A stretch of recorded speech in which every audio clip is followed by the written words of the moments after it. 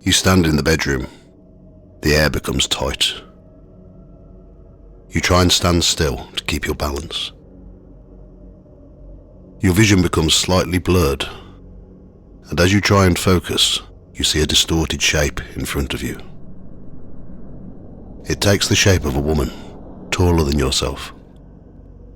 You blink and she's gone, but the strong smell of perfume is lingering in the air. The air pressure in the room becomes normal, but you didn't experience it on your own.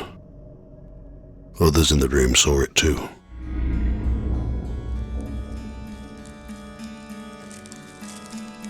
Welcome to Ghost Tales by the Fireside.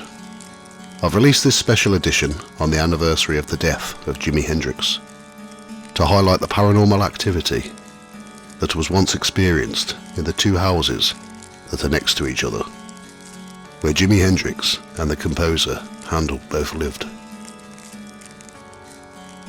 I've tried to write the music in this episode in the style of Handel and Hendrix, but in my own style. Please enjoy.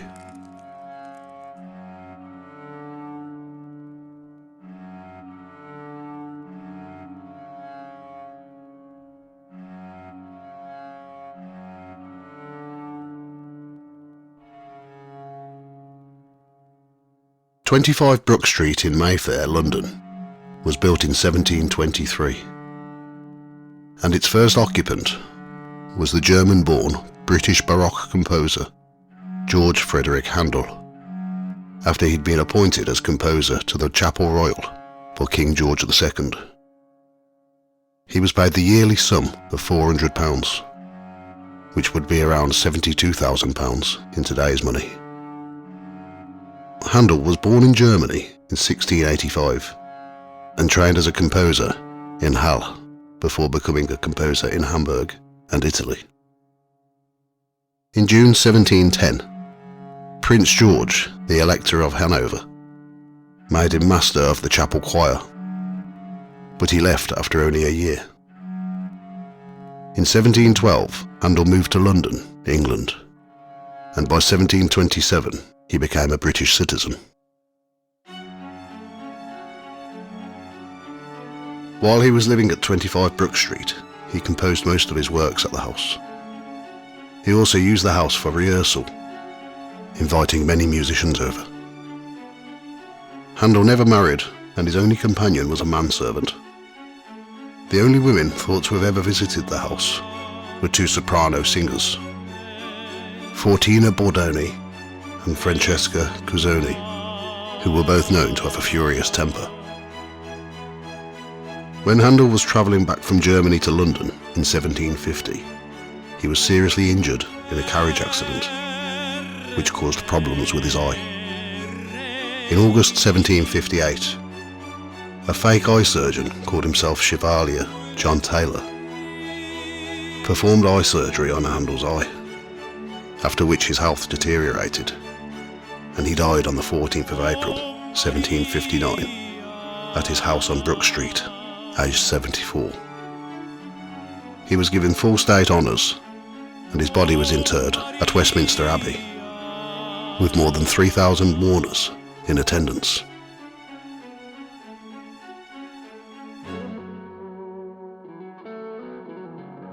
Born Johnny Allen Hendrix in Seattle, Washington, on the 27th of November 1942, James Marshall Jimi Hendrix is known as one of the most influential electric guitarists and contemporary musicians of the 20th century.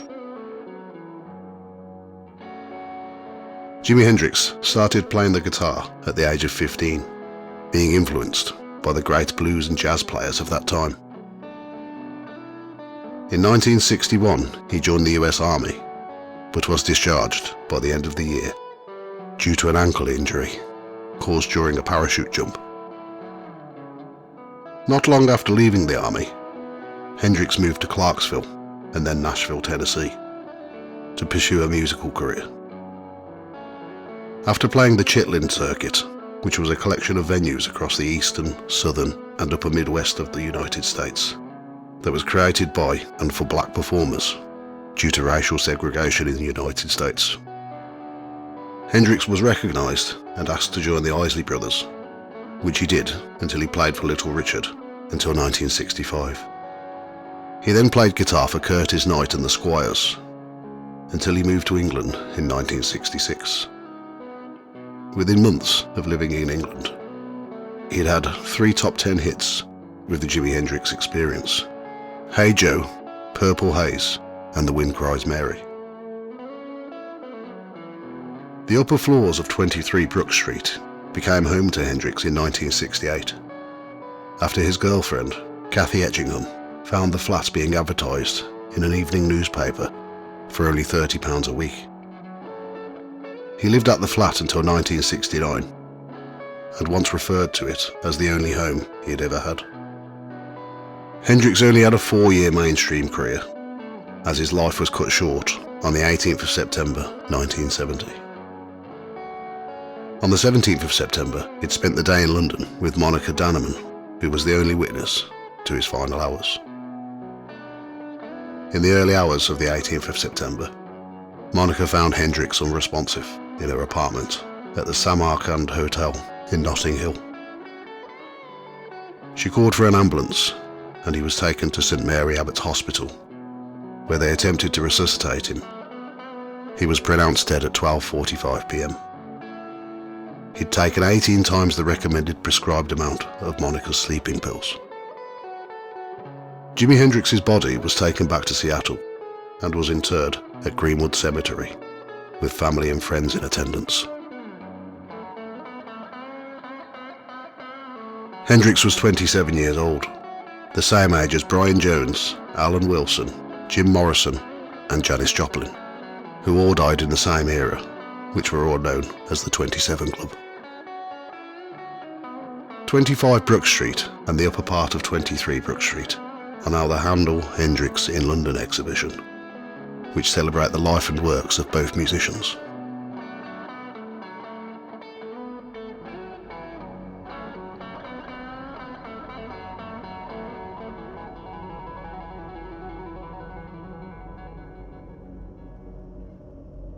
There have been sightings of a woman in 25 Brook Street, who usually leaves behind a strong lingering smell of perfume. Some say that Jimi Hendrix witnessed the woman when he was living in his flat, but his girlfriend, Kathy Etchingham, records him saying that he'd seen the ghost of Handel in a mirror. He described him as an old man wearing a nightgown. He had grey hair that was tied in a pigtail.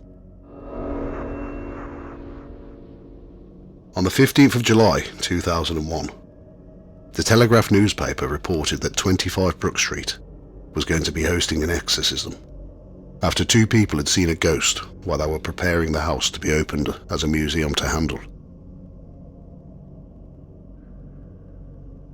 The Handel House Trust contacted a local Roman Catholic priest, who wished to remain anonymous, to carry out the exorcism ritual in the bedroom where Handel had died. The priest told the Telegraph that the ritual would involve sprinkling holy water and reading a prayer which would hopefully move the spirit on.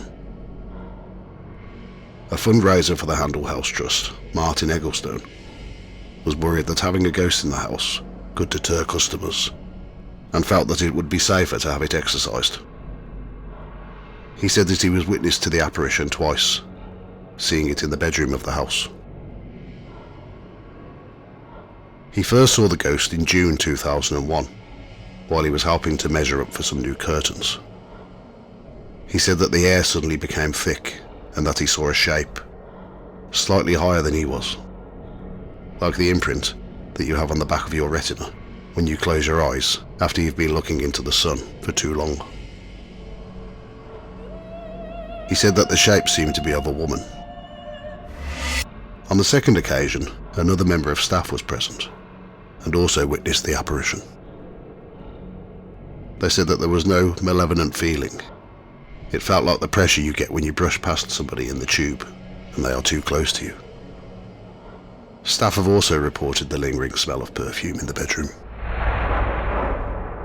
Thank you for listening to Ghost Tales by the Fireside.